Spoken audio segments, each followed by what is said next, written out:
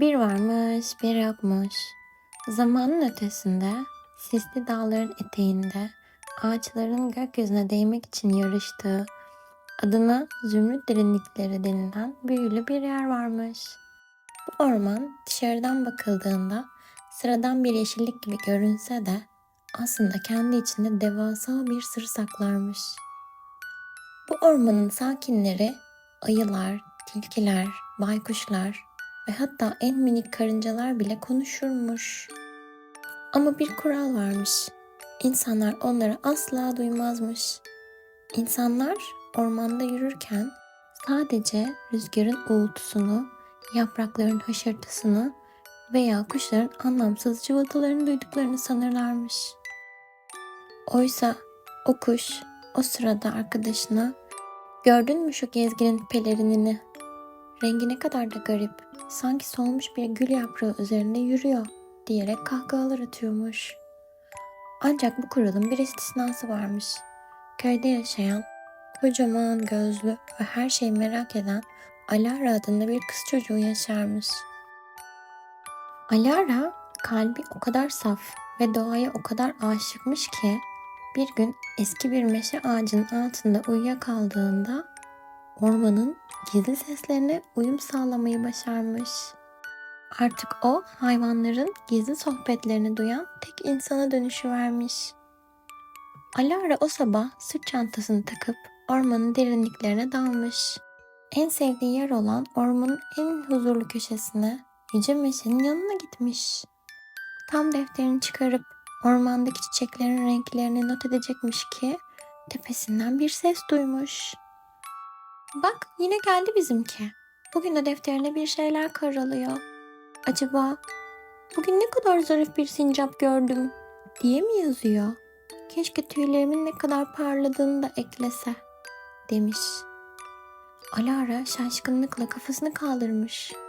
Bu ses ağacın altında kuyruğunu sallayan sincap Pırtık'tan geliyormuş. Alara fısıldamış. "Aslında sadece meşe palamutlarını sayıyordum Pırtık" demiş. Pırtık daldan aşağı neredeyse düşüyormuş. "Ne? Beni duydun mu sen?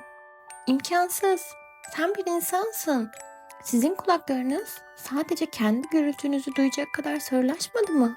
diye sormuş. Alara gülmüş. "Hayır, ben sizi duyabiliyorum ve söz veriyorum kimseye söylemeyeceğim." O sırada çalılıkların arasından ağır adımlarla ayı Tombul çıkmış. "Pırtık, yine kiminle konuşuyorsun? Kendi kendine konuşma demedim mi sana? Zaten fındık yemekten dikkatin iyice dağıldı." Pırtık heyecanla bağırmış. "Tombul, bu kız bizi duyuyor. Vallahi duyuyor" demiş. Tombul Alara'ya bakmış. Burnunu havaya kaldırıp koklamış. Çantasında elmalı kurabiye var. Eğer bizi duyuyorsan o kurabiyeden bir tane verirsin" demiş. Alara gülümseyerek kurabiyeyi uzatmış. Tombul kurabiyeyi mideye indirirken "Tamam, bu kız bizden" demiş. "Hadi gel Alara.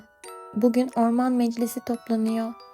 İnsanların doğaya karşı yaptıkları hatalar hakkında bir dertleşme listemiz var. Belki sen bize yardım edersin." Alara devasa bir ayı ve heyecanlı bir sincapla birlikte ormanın kalbine, turkuaz çağlayana doğru yürümeye başlamış. Yolda giderken Tombul orman hakkında bilgiler vermeye başlamış. Ama bu bilgiler okul kitaplarındakinden biraz farklıymış. "Bak Alara" demiş Tombul. "Şu gördüğün eğrelti otları var ya, onlar dünyanın en eski masal anlatıcılarıdır. Dinozorlar zamanından beri buradalar. Ama siz insanlar onları sadece koparılacak bir ot sanıyorsunuz. Oysa onlar ormanın akciğerleridir. Nemi ve nefesi tutarlar.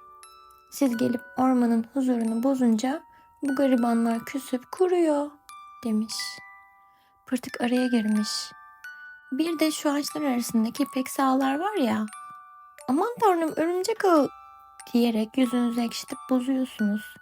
O ağlar aslında ormanın haberleşme iplikleri. Toprağın altındaki minik mantar yolları sayesinde ağaçlar birbirine fısıldıyor. "Hey, aşağıdaki dere kurudu. Biraz sabır gönderin," diyorlar. "Siz ise sadece dalları kırıp yakacak topluyorsunuz," demiş. Meydana vardıklarında oradaki kalabalık Alara'yı görünce bir an susmuş.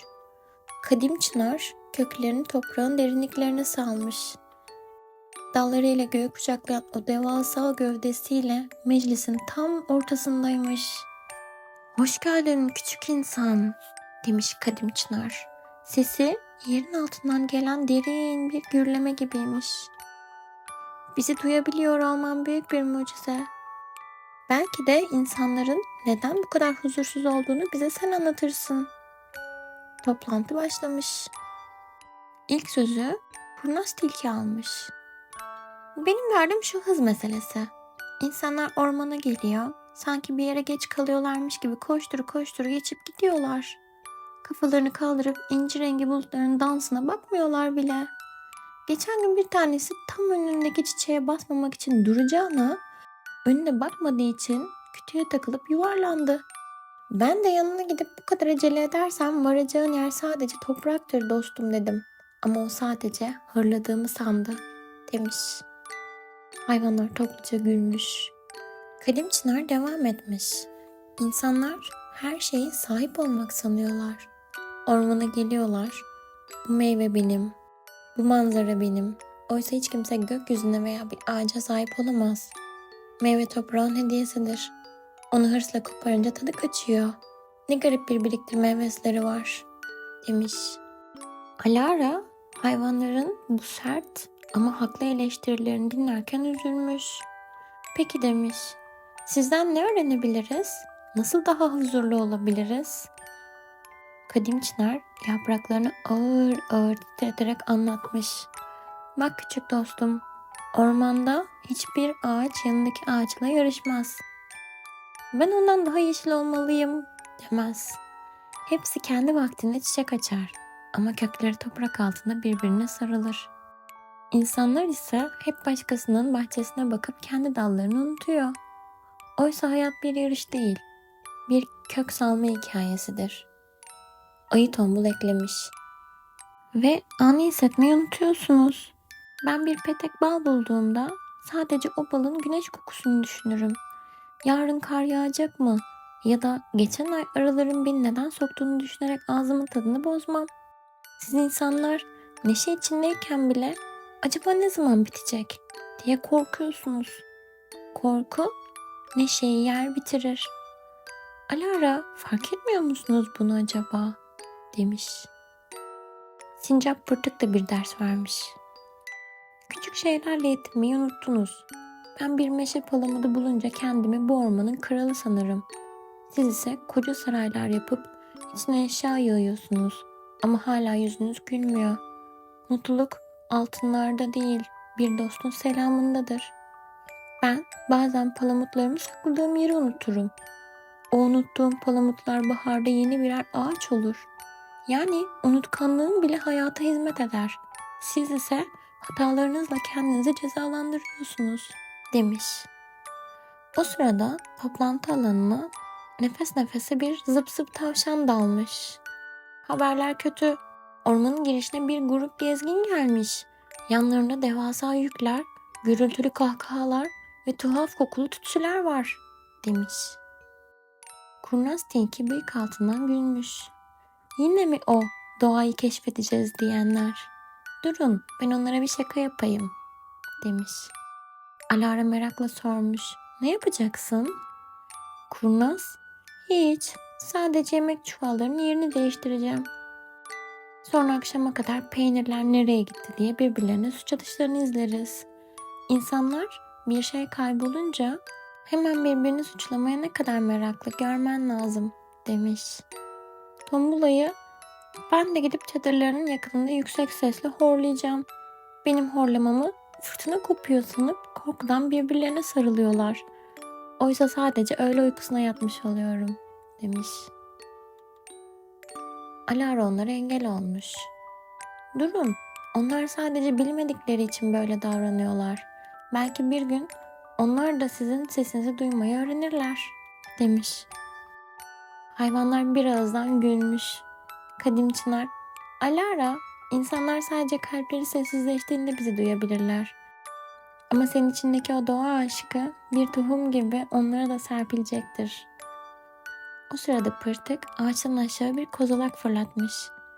Bakın, bir tanesi dereden su içeyim derken direğe yuvarlandı. Ay, şu surat ifadesine bakın. Sanki gökyüzü başına yıkılmış gibi, demiş.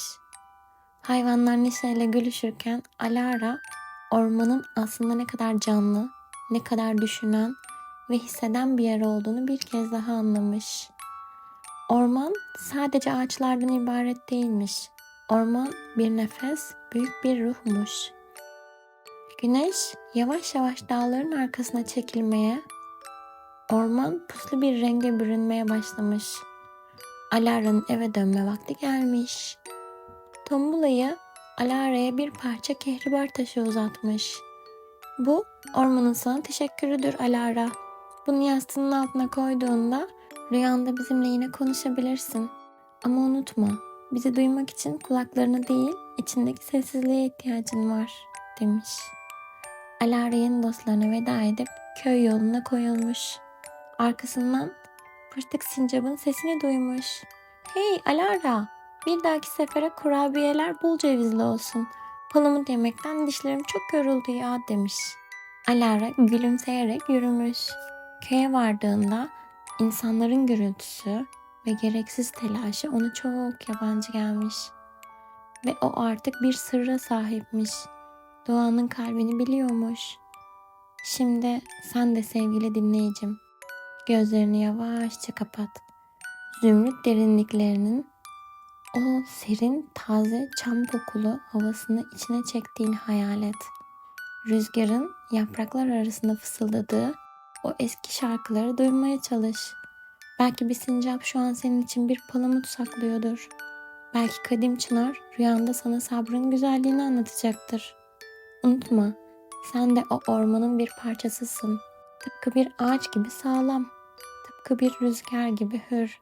Şimdi derin bir nefes al ve doğanın kucağında en tatlı uykuna dal. İyi uykular, huzurlu rüyalar.